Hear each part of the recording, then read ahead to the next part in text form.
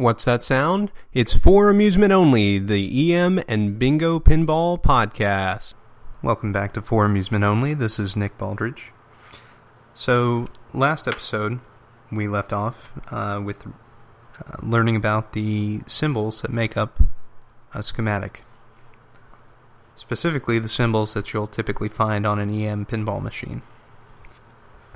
So today, we're going to look for problems in lamp circuits and in scoring circuits. And as an example, I'm going to use the schematic for Poppet Card. Poppet Card was a 1971 Add-A-Ball EM pinball machine. And the way that I troubleshoot any scoring problem is to work backwards from the coil. As an example, let's look at the right stand-up target. Poppet Card has 2 stand-up targets and 13 drop targets. The right stand-up target, I thwack it with the ball and it does not score. In fact, it does nothing. So, looking at the schematic, I see that the scoring is controlled by the F relay. And working backwards in the circuit, I can see that the right stand-up target is tied to the C relay. If I'm not able to get any action from the right stand-up target, then the first thing I need to do is check out the green wire that comes off of the F coil and trace that back through the C relay, which has a yellow and blue wire leading back to the right target switch. Oh, one thing I didn't mention, if you have a switch that's not working properly, the very first thing you do is check to make sure it's properly adjusted. So if the ball hits it, it actually pushes the switch blades together. The second thing you do is make sure that it's clean. And the third thing you do is make sure that the tabs of the switch are still intact and soldered appropriately to the wires. Then you start tracing your schematic and see what's going on. So this is after I've exhausted the basic possibilities. Now the F coil actuates a relay, and on Poppet Card, depending on how many targets you have down, it will either score points or it will add an extra ball and set off the knocker. So if I only have a problem with getting an extra ball, I need to check 2 different things. Well, 3 different things. The first would be the knocker itself. The second would be the add ball count unit. And the third would be the F relay. Now, there are other things I can check as well, assuming that those all check out. Each manufacturer made their schematics slightly differently. So, looking at this Gottlieb schematic and noting the differences between it and the Bally schematic I was looking at last night, I can see that their steppers are laid out differently. So, on Bally, the steppers are in a rectangular box with diagonal lines through it. On this Gottlieb schematic, the stepper is in a dashed rectangle with multiple individual points, as in junctions or points of contact, similar to parts of the symbols for switches. This Gottlieb schematic also represents each switch as a momentary push switch, which is different than the Bally schematic I was looking at last night. So each switch, each playfield switch, each pop bumper switch, every switch in the game, in every relay, is represented as a momentary switch, which really, most of them are. I can't think of any off the top of my head that are always actuated, except for stepper contacts and the lock relay. That would always be, yeah. So the way that you represent normally open and normally closed, as I mentioned last night, it's going to change with the manufacturer and also with the way that the schematic is written by those different manufacturers. So looking at this, normally open shows as two vertical lines which are laid out parallel to each other with a space in between.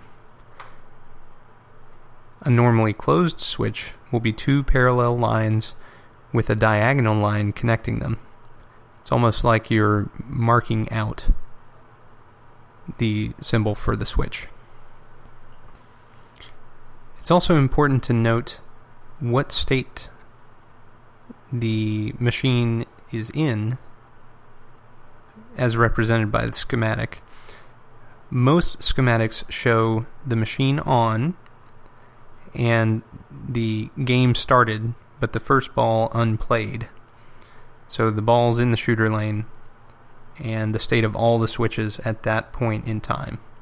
So knowing that, you can kind of work your way through some problems if you have a startup sequence issue.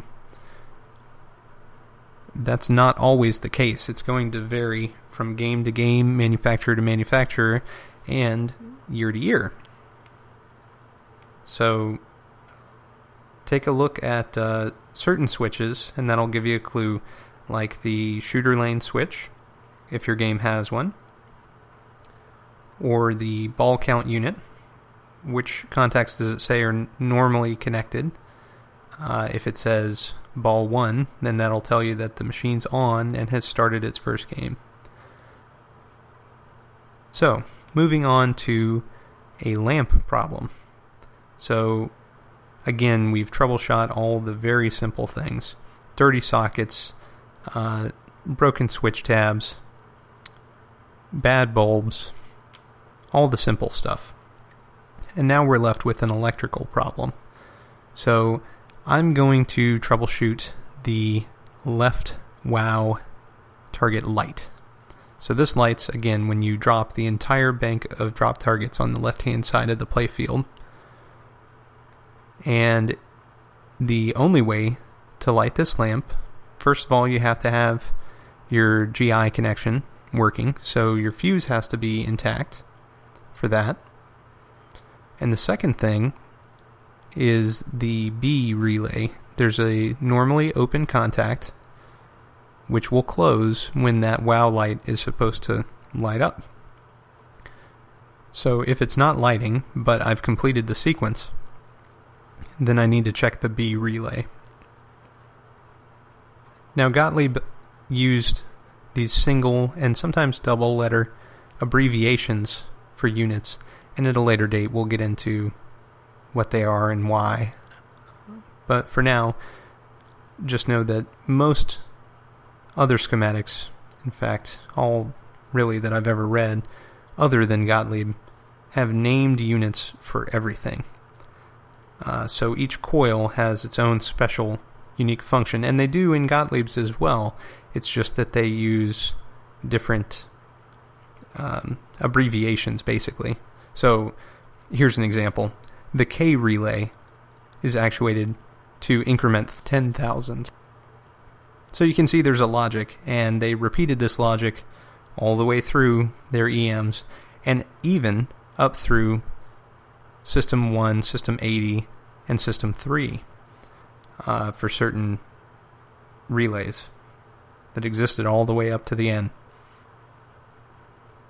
So Q is the game over relay, or quit. T is the tilt relay, and so forth. So armed with this knowledge, you can troubleshoot practically any problem on an EM. Now it can get hairy if there are many multiple switches or other units in the path, but for the most part, especially on a flipper game, you've only got a few different switches in any given circuit that are preventing or causing the errors. And with most any scoring problem, if you've exhausted the relays, then the next place to look is your score motor and the various contacts which are stacked up on that. We'll get into score motors at another time. So that brings me to my last point for tonight, and that is the legend on each schematic. And that's going to vary by manufacturer as well. Here on this Gottlieb schematic, on the left-hand side, you'll see the letter for each relay laid out and what it does. So I can see that relay A is the alternating relay. Relay B is the number 2 through number 5 sequence relay.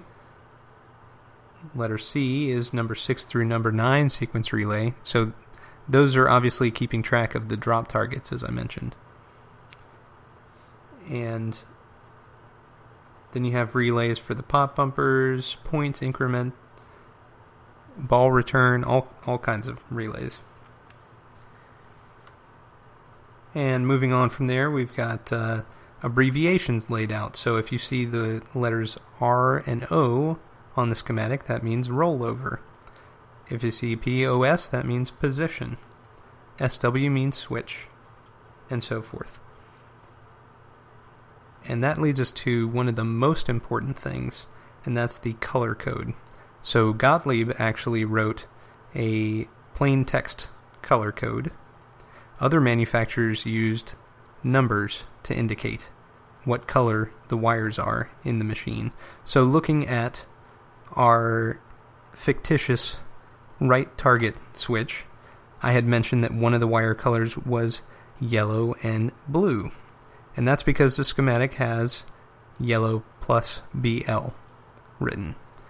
Now, if it was yellow minus BL, then it would be yellow with a blue tracer.